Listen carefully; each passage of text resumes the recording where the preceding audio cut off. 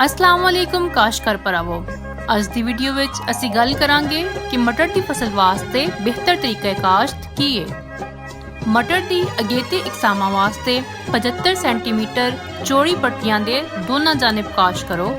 ਕਾਸ਼ਤ ਕਰਨ ਵਾਸਤੇ ਹੱਥ ਦੇ ਨਾਲ ਕੀਰਾ ਕਰੋ ਜਾਂ ਹਰ ਬੀ ਨੂੰ 5 ਸੈਂਟੀਮੀਟਰ ਦੇ ਫਾਸਲੇ ਤੇ 2 ਤੋਂ 3 ਸੈਂਟੀਮੀਟਰ ਗਹਿਰਾ ਲਾ ਦਿਓ।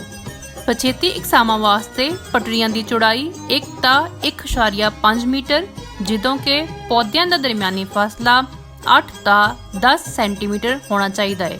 ਸ਼ੁਰੂ ਦੇ ਵਿੱਚ ਫਸਲ ਨੂੰ ਹਫ਼ਤੇ ਦੇ ਵਕਫੇ ਦੇ ਨਾਲ ਪਾਣੀ ਦਿਓ। ਇਸ ਤੋਂ ਬਾਅਦ ਜਿੱਦਾਂ ਜਿੱਦਾਂ ਮੌਸਮ ਸਰਦ ਹੋ ਜਾਵੇ ਪਾਣੀ ਦਾ ਵਕਫਾ बढ़ा ਦਿਓ। ਜੜੀ ਬੂਟੀਆਂ ਫਸਲ ਦੀ ਖੁਰਾਕ, ਪਾਣੀ ਤੇ ਰੋਸ਼ਨੀ ਦੇ ਵਿੱਚ ਹਿੱਸੇਦਾਰ ਬਣਦੀਆਂ ਹੈ। ਇਹਦੇ ਨਾਲ ਬਿਮਾਰੀਆਂ ਤੇ ਕੀੜੇ ਫੈਲਾਉਣ ਦਾ ਵੀ ਸਬਬ ਬਣਦੀਆਂ ਨੇ।